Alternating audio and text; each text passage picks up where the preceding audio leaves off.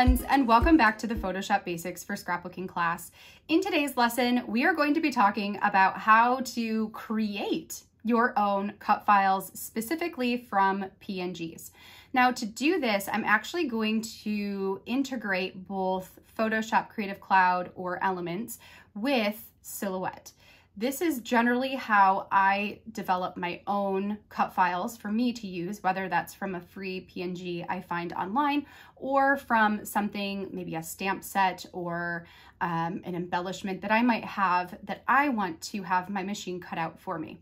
So today I'm going to show you how to have these two programs work together to create your very own cut files as well. I'm so excited for this because once you know how to create your own cut files, the sky is truly the limit. So let's head over to the computer so I can show you how this process works. All right, friends, we are back over here once again inside of my Silhouette Design Studio. Today we're going to be pulling in our own PNG in order to create our own cut file to send to our Silhouette machine. Prior to starting today's lesson, I did a quick Google search for a free PNG or a free vector image of a cactus, and I saved one that I found that I thought would make a really nice cut file. This is what it looks like after downloading it on the internet. You can kind of see the black outline here. So we've got the pot at the bottom and then the two cacti coming out of the top. So the first thing I want to do is open this PNG inside of my Photoshop program. This is going to work for both Photoshop Creative Cloud and Photoshop Elements. Once I get it open in here, we can determine the size that I want this to cut at. Let's say I want this to go on maybe inside of a 4x4 album. So what I want to do is create a new canvas that's sized at 4 inches by 4 inches at 300 pixels per inch, and we're going to create that. Next, I'm going to come back over to my PNG. I want to select all of it, copy it, and then paste it onto my 4x4 canvas. From here, I can transform using the Control or Command T functions in order to enlarge this to the space. So now it fills up that 4x4 section. The last thing we need to do then is to save this file, and we want to save it as a PNG. So I'm going to put it into my computer. Let me go into the correct album here. Yes. And then I want to make sure that this is a PNG. So we'll call this Cactus Cut File PNG. That way I know which one it is. And we'll hit OK to save that. So now we can close out of these. We don't need these anymore inside of Photoshop. Before we head over to Silhouette, let's do the same thing in the Photoshop Elements program. So let me pop that open really quick. And then we can create the same exact PNG in here. Okay, so we're going to open up the file that we need. So let's go to the original cactus PNG. So here we are. Next, I'm going to create a new blank file sized at 4 inches by 4 inches at 300 pixels per inch and RGB color. I don't know why it defaults to grayscale, but okay. And then we'll come back over to our original file here, select all of it, copy it, and we'll paste it over on the 4x4 page. And then using our transform tool, we're going to increase it to fill up the space. Hit enter. Looks good. So now we can go ahead and save this as a PNG.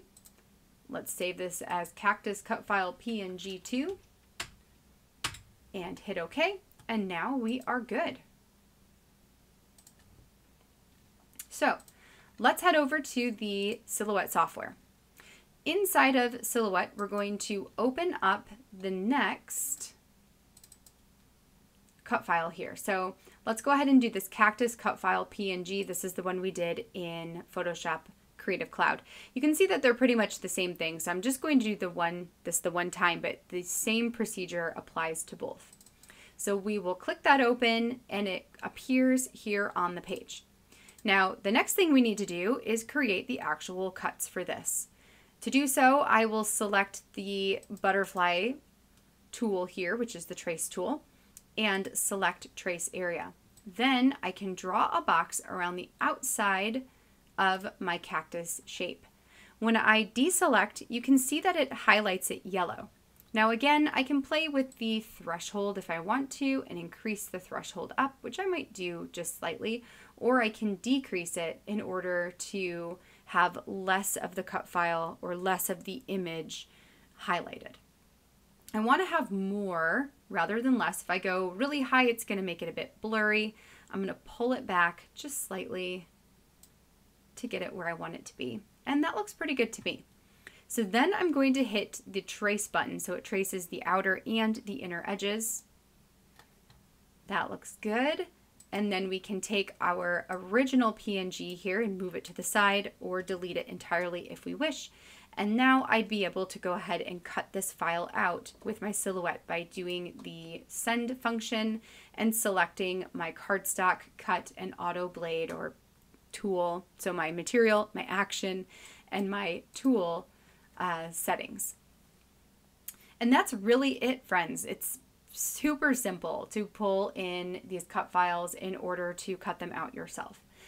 One of the things you might notice here on this one is there's a funky little line here in the bottom of the pot. So let's zoom in on that and let me show you really quick how to get rid of that. What you're going to do is select your cut file, go up to the object panel, and we want to release the compound path. When we do that, it's going to select all of the pieces that touch each other. So for example, if I were to click on this on the outer piece, it's going to select all of the red that is touching that one piece that I chose. If I were to do the inside, it's going to do just this inside line because that's all touching. The lines of the cacti here on the inside of these are all one cut as well.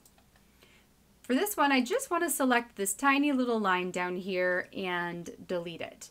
So now my silhouette won't bother cutting that one section when it really didn't need to anyway. Once I have my cut file the way I want it to look, I can reselect all of it by dragging a box on top. That selects everything on this file. Go back up to object, and then we're going to make a compound path, and it puts it all back together again. That allows me to move this around as one piece, and I don't have to worry about anything coming out of place. We could then go to the send tool and we'll send it through, and you can see that there's no longer that funky line there inside of the drawing of the pot. All right, friends, that is going to be it for today. So super quick lesson. I hope that this gave you some ideas for how you can find different free graphics that you could also turn into your own cut files. Another way that you can use this system is to make cut files out of your stamps. If you have a bunch of digital stamps in your stash, turning them into cut files can be a really fun way to use them in a slightly unexpected way.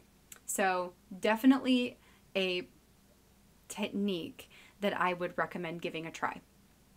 For homework this week, I would love for you to do just this. Go into your digital stamp collection, pull one out that you think would be a fun cut file, and turn it into a cut file to cut out on your machine. Or if you don't have a stamp, Google search for an image that you can use this month in your scrapbooking, in your memory keeping. Pull that into Silhouette after doing whatever edits you need to do to it inside of Photoshop Creative Cloud or Photoshop Elements, and then create a cut file from the piece that you have edited and have completed. Next week is going to be our very last lesson for this entire class. We are going to be talking about the print and cut functions of Silhouette Studio, and then we're going to wrap up this whole entire course. So I look forward to seeing you back here next week. Until then, friends, have a great rest of your day.